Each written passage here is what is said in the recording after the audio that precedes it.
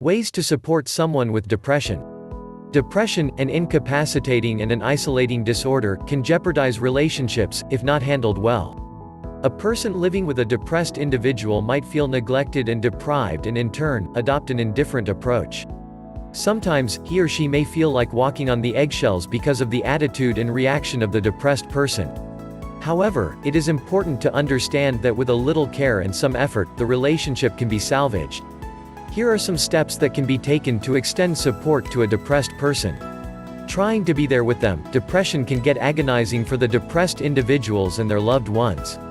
Nonetheless, one can still provide support by holding hands, providing reassurance that everything will be all right through the eyes, or by giving a gentle back rub. One can also say comforting words like, "You are not alone in this. We will find out a way together," or "You are so important to me." Trying small loving gestures. Some people are not very comfortable with emotional expressions. They can still extend their support by trying gestures like packing a lunch for the one who is depressed, leaving a care or a love note in the lunch box, sending them a text after regular intervals, helping them with the laundry, doing grocery shopping for or with them, accompanying them for a walk, etc.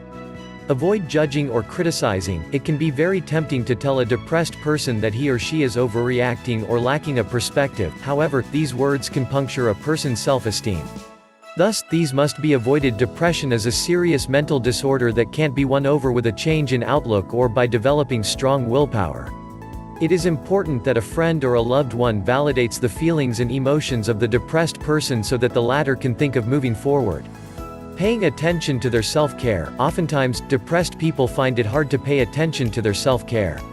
They might not get out of bed the whole day, might skip meals, might not take shower for days, etc.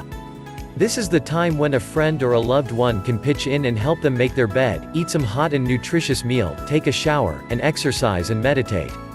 Rewarding them instead of punishing. Threatening a depressed person by saying things like, "If you don't take care of yourself, eat dinner, sleep on time, I'll end this relationship," is a merciless way of telling them that they are awful. Instead, one should use statements that are rewarding and encouraging at the same time, like, "Oh, you are up early, shall we go for a run?" or "While you cook dinner, should I help with the dishes?" Encouraging them to challenge their negative thought processes. Depressed people have serious negative thinking patterns.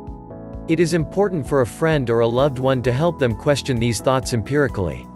For example, if they say, "I'm worthless," or "I'm horrible," one must ask them gently what makes them think like that, and this discussion should be helpful in breaking the negative patterns. Depression is curable. Depression is treatable, and one must never challenge the power of treatment. Even though the self-help and support systems can help in the symptom alleviation, none can be as helpful as therapy like cognitive behavioral therapy and medication. Therefore, one must help the depressed to seek treatment.